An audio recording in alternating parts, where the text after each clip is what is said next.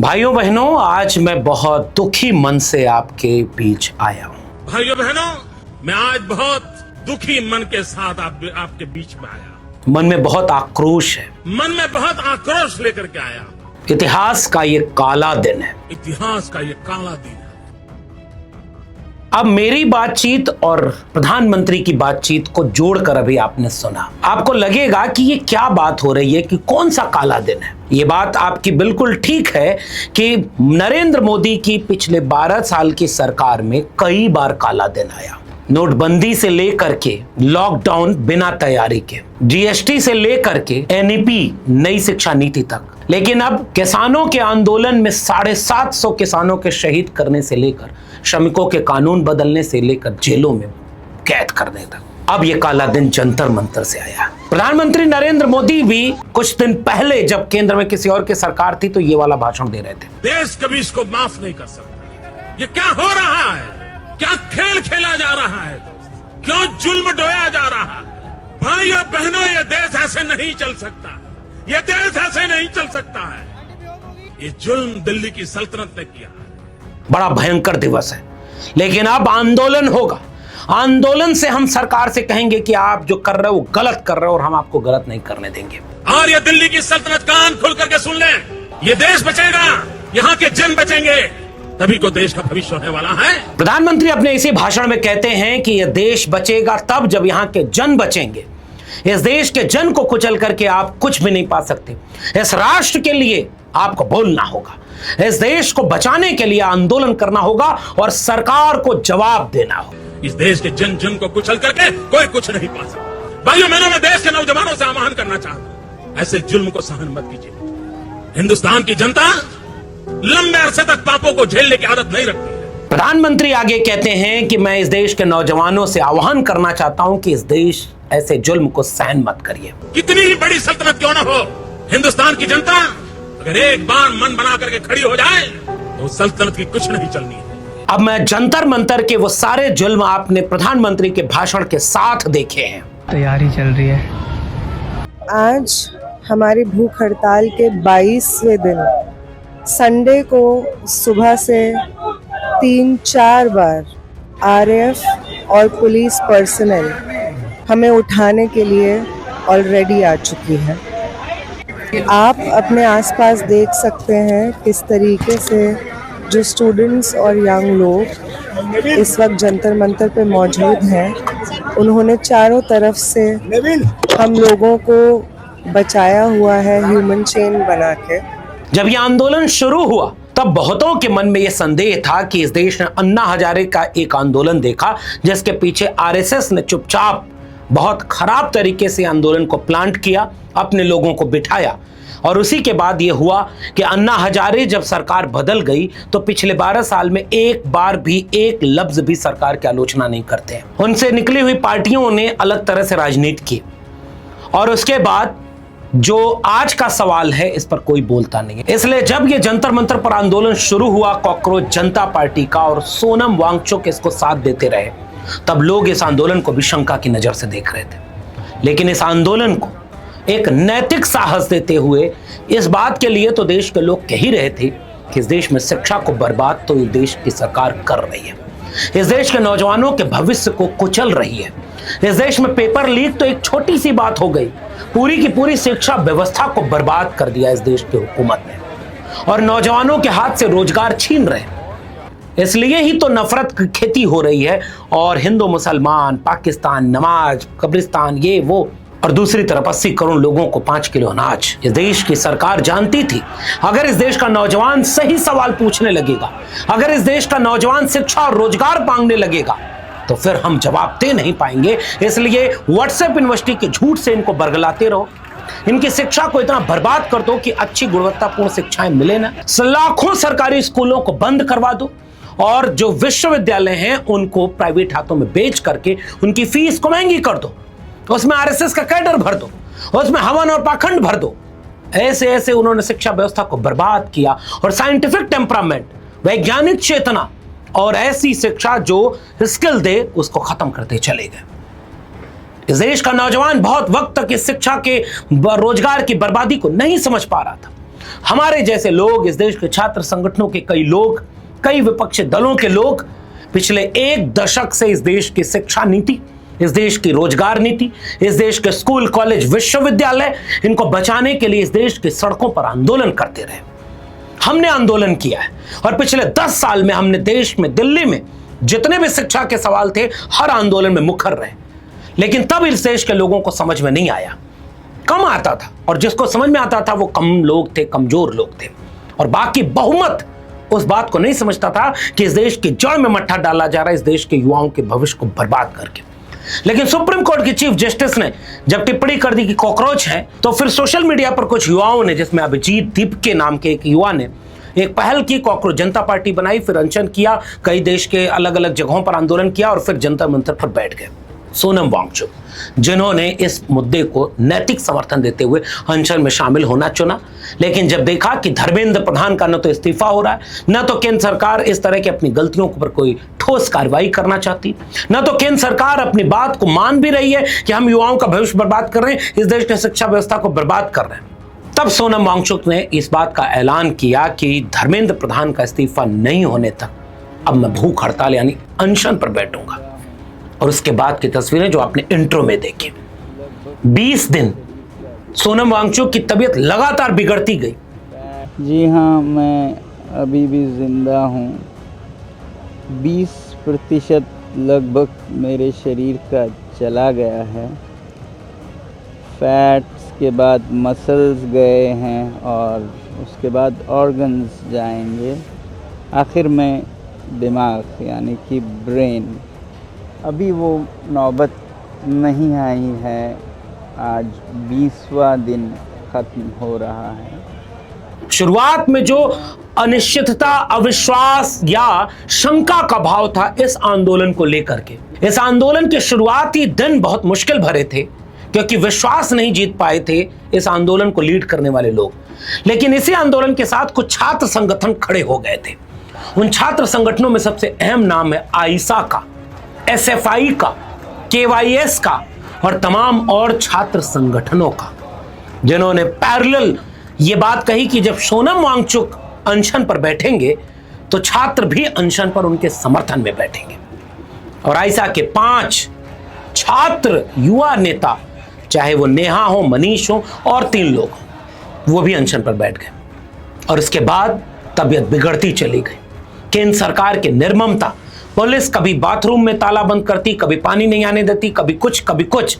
लेकिन जैसे जैसे सोनम वांगचुक की तबीयत बिगड़ती गई, देश के उन सोए हुए लोगों को भी इन दृश्यों ने झकझोरना शुरू किया और धीरे धीरे ही सही इस आंदोलन को समर्थन मिलने लगा।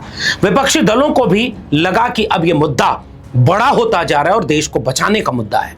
पूरे देश के विपक्षी दल, पूरे देश के सामाजिक संगठन, प्रोफेसर, छात्र, तमाम लोग इस आंदोलन के साथ खड़े होते चले गए। समाजवादी पार्टी, कांग्रेस पार्टी ने भी पवन खेड़ा और तमाम लोगों को भेजा। समाजवादी पार्टी के दर्जनों सांसद खुद डिंपल यादव जी के अगुवाई में पहुंचे और उसके बाद यहां पर सारे विपक्षी दल, आजाद समाज पार्टी से लेकर के किसान नेता राकेश टिकैत तक, तमाम लोग इस आंदोलन को समर्थन करते चले गए। कुछ बानगी देख लीजिए। मैं खुद एक माँ हूँ और मैं समझ सकती हूँ आप छात्रों का दर्द क्या है।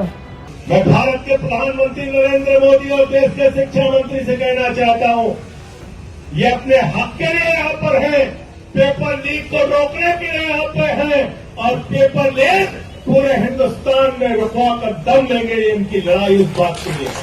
जहां नौजवान घर में बैठ के रील देख रहा है, वहां मेरी बहादुर बहनें आंदोलन कर रही है। मैं दिल से धन्यवाद। और उसके बाद उस दिन का इंतजार कि 20 जुलाई को जब मानसून सत्र का पहला दिन होगा, 20 जुलाई को जब संसद में पूरे देश के नुमाइंदगी करने वाले सांसद संसद में बैठेंगे, तो ये आंदोलन जंतर मंतर के दायरे से निकल करके संसद के गलियारों तक अपनी आवाज को पहुंचाने के लिए बेहद शांतिपूर्ण तरीके से अपनी बात को उठाएगा। 20 जुलाई मानसून सत्र का पहला दिन। और उसके बाद सरकार से लेकर के पुलिस प्रशासन के हाथ पांव फूल गए। दिल्ली पुलिस के एक आला अधिकारी का बदलाव हुआ और आरोप यह लगाया जा रहा है कि उस बदलाव के बाद तुरंत यह तय कर लिया गया कि सोनम वांगचुक को उठा लिया जाए।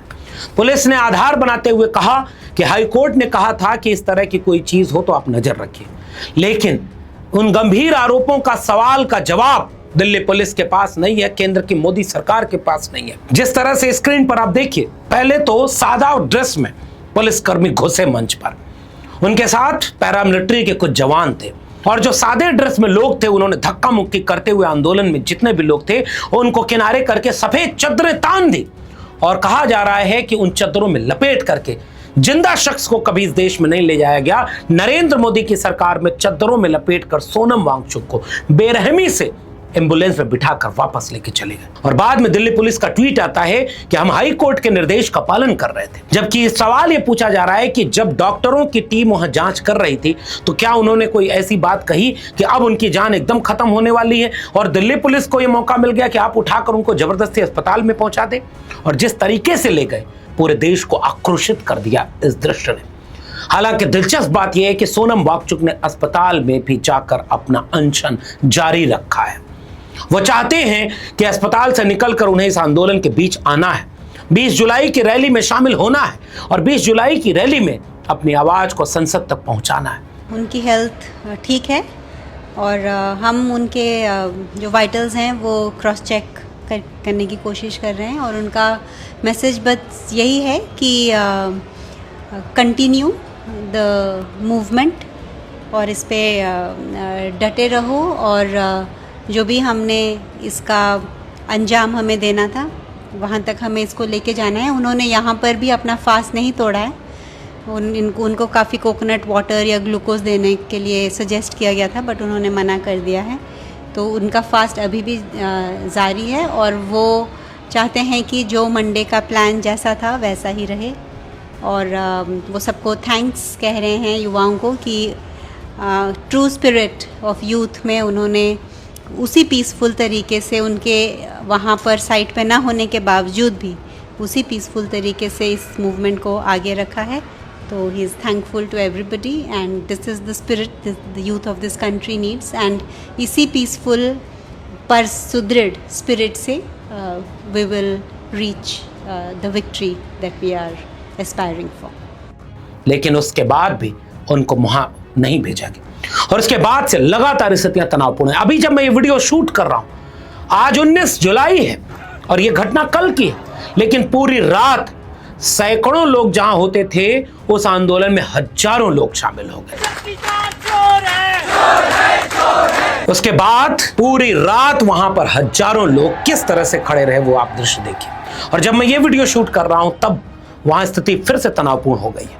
चारों तरफ पुलिस का पहरा बढ़ा दिया गया है क्योंकि आज वो फैसले की रात थी कि क्या इस आंदोलन को मोदी सरकार के तानाशाही रवैये से कुचल दिया जाएगा। पूरी रात वहां हजारों लोग जागते रहे, नारे लगाते रहे और अपनी आवाज बुलंद करते रहे कि चाहे जो हो अब यह आंदोलन इस देश के युवाओं का बन गया है। और नेहा जो आयशा की एक्टिविस्ट है, जब वो जा रही थी इस बीती रात को सोने तो उन्होंने एक अपील की, जरा सुनिएगा। आज ये सोनम वांगचुक के साथ हुआ, आने वाले दिन में आज की रात में ये सेम चीज दिल्ली पुलिस हम सब के साथ, मेरे साथ, मनीष के साथ, आमीन के साथ कर सकती है। हम सोने जा रहे हैं इस उम्मीद में कि कल सुबह हम अपनी भूख हड़ताल के 22वें दिन को कंटिन्यू करेंगे। आप सबसे भी अपील है कि हमारे साथी भी आज अलर्ट पे रहेंगे, आप सब भी अलर्ट पे रहिए और दिल्ली पुलिस और भाजपा सरकार की हर कोशिश हमारे प्रोटेस्ट कमजोर करने की उसे नाकामयाब कर दे और 20 तारीख को भारी संख्या में जंतर मंतर पहुंचे। और ऐसी ही अपील वहां बैठे तमाम हजारों लोग कर रहे हैं। वो इस देश के युवाओं से, इस देश के नागरिकों से यह अपील कर रहे हैं कि अब भी अगर आप नहीं जागे तो क्या मतलब है। आपका आंदोलन है, छोड़िए कॉकरोच जनता पार्टी, वो पीछे रह गया। मोदी सरकार ने जिस तरह से सोनम वांगचुक के ऊपर हमला किया उसके बाद इस देश में तमाम लोगों की सहानुभूति इस आंदोलन के साथ हो गई है कि आप शिक्षा और रोजगार के सवाल पर, पेपर लीक के सवाल पर एक अदने से शिक्षा मंत्री का इस्तीफा नहीं दे सकते, तो फिर आपके इस अहंकार को हम तोड़ने के लिए देश भर को जंतर मंतर बनाने को तैयार है। इसलिए जो दृश्य आप देख रहे हैं कि पूरी रात चला और अभी जब ये बातचीत हो रही है तब जंतर मंतर परिस्थितियां इतनी तनावपूर्ण हैं कि पुलिस लगाकर ऐसा लग रहा है कि सबको जबरदस्ती उठा लिया जाएगा। और 20 जुलाई का प्रोटेस्ट नहीं होने दिया जाएगा। कहां है प्रधानमंत्री नरेंद्र मोदी जो ये कहते थे कि इस तरह के आंदोलनों से ही लोकतंत्र मजबूत होता है? कहां है वो मुख्यमंत्री नरेंद्र मोदी जो कहते थे कि केंद्र सरकार ये काला दिन ले आई है और इस काले दिन के खिलाफ देश के जनतंत्र को बचाने के लिए जनता को सड़क पर उतरकर आंदोलन करना पड़ेगा? कहां है वो नरेंद्र मोदी की बीजेपी जो आंदोलनों से निकल कर आई और आंदोलनों को कुचलने का इतिहास बना चुकी है? और अब पूरा देश जंतर मंतर बनने को तैयार है। एक छोटा सा गीत देखिए, सब जंतर मंतर है। हर दिल बोले जंतर मंतर, हर दिल बोले जंतर मंतर, सच की गूंजे एक ही धुन, अब न रुकेगा जंतर मंतर। आज का दिन और कल का दिन ये दोनों बहुत अहम है। इन दोनों दिनों में क्या हो सकता है, क्योंकि कल 20 जुलाई को संसद का पहला दिन है और कल यहां पर प्रोटेस्ट होगी। प्रोटेस्ट मार्च होने दिया जाता है कि नहीं, या रात में ही आंदोलन को कुचलने की तैयारी थी तो रात में बड़े बड़े लोग वहां पर पहुंच करके इस आंदोलन को रोके और इसके बाद यहां पर आंदोलन की आगे बढ़ाने की तैयारी। पिछले एक हफ्ते 10 दिन से मैं चूंकि अपने निजी पारिवारिक उलझन में था, मेरे बड़े पिताजी को बहुत गंभीर बीमारी, और इसलिए मैं दिल्ली से दूर था और दिल्ली आया और अब जंतर मंतर पर आपसे मुलाकात होगी, क्योंकि शिक्षा बचेगा तभी देश बचेगा। युवाओं के भविष्य को पाखंड अंधविश्वास में और गुलामी, मानसिक गुलामी से लेकर के आर्थिक गुलामी, सामाजिक गुलामी में ढकेलने की इस मंशा के खिलाफ खड़ा होना हमारा फर्ज है। और हमारे जैसे लोग तो पिछले 1 दशक से इस तरह के आंदोलनों के कारण अपनी नौकरी गंवा चुके थे, बहुत कुछ गंवाए, लेकिन लड़ाई को कमजोर नहीं होने दिया। अब यह लड़ाई एक नए रूप में जंतर मंतर पर खड़ी हो गई। ये वही जंतर मंतर है जिस पर हमने जाने कितनी बार शिक्षा बचाओ देश बचाओ का नारा लगाया, चाहे वो 13 पॉइंट रोस्टर का आंदोलन हो या यूजीसी रेगुलेशन का हो। 2016 में यूजीसी रेगुलेशन आया था, वर्कलोड घटा दिया, शिक्षकों की नौकरी खत्म हो गई थी, तब भी हमने लड़ाई लड़ी। सिलेबस बदलने के नाम पर जब भी आरएसएस के एजेंडे को प्लेस किया जाता था तब भी हमने लड़ाई लड़ी।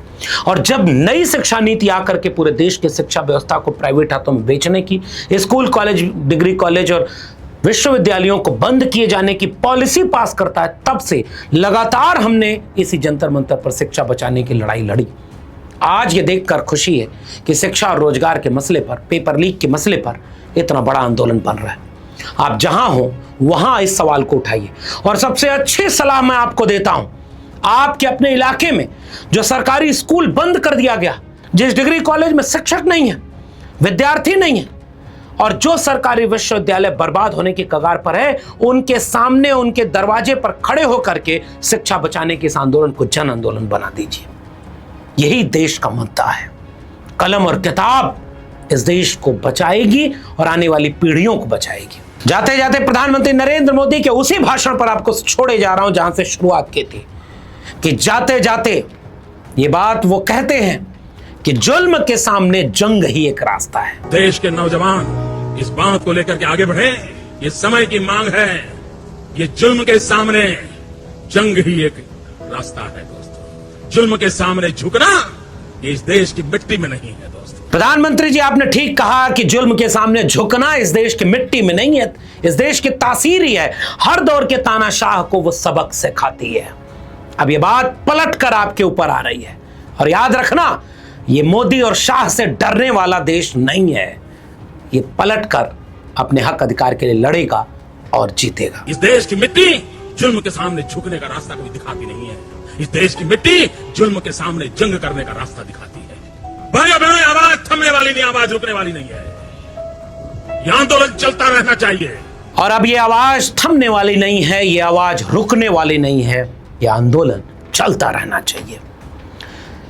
ठीक कहा, शिक्षा का, युवाओं का आंदोलन चलता रहेगा तब तक जब तक तानाशाहों का गुरूर हार न जाए, कलम और किताब जीत न जाए। आप भी इस वीडियो को लाखों लोगों तक पहुंचाने में हमारी मदद करें, और जो बात हमने कही अगर वो सही हो तो आप भी खुल करके सामने आइए। देर क्यों?